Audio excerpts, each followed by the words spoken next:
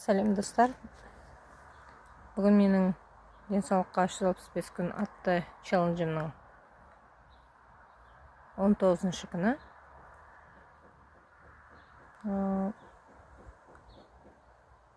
Қандай өзгерістер бар? Давление бүгін таңертең 130-да 99 болды.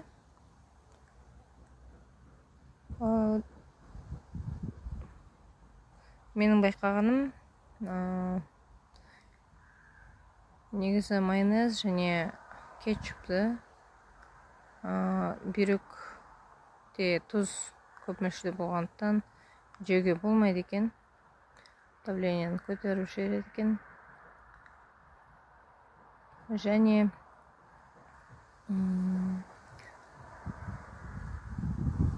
өте қатты ашыды.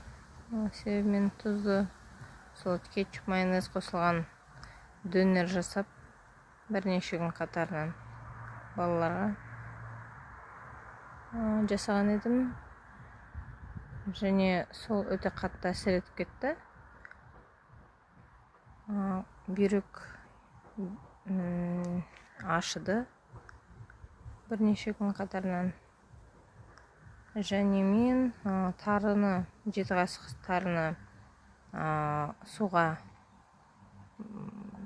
1-2 минутқа, 5 минутқа деп айтамыз, қойып, оны араластырып, соны ішіп жүргенмін. Одан бір таныс кісі бүйрекке өте жақсы әсер етеді, қарақаттың жапырақтары деп айтты. Қарақаттың 2 жапырағын свежий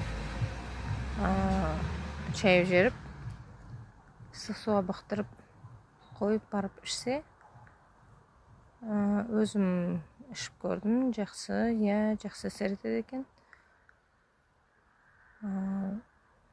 Сол қарақаттың суын қазір ішіп жүрмін, себебі жаз кезінде жасыл шөптерді қолданып, неғұрлым табиғи жолмен жазылтуға тырысып жүрмін.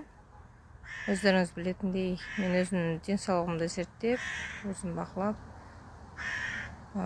дұрыс әдеттер қалыптастырып, табиғи жолмен емдеуге тырысып жүрмін. Аллах берса. Денсаулықтарыңыз мықты болсын. Өте қатты мән беріңіздер денсаулықтарыңызға. Күндеріңіз берекелі өтсін.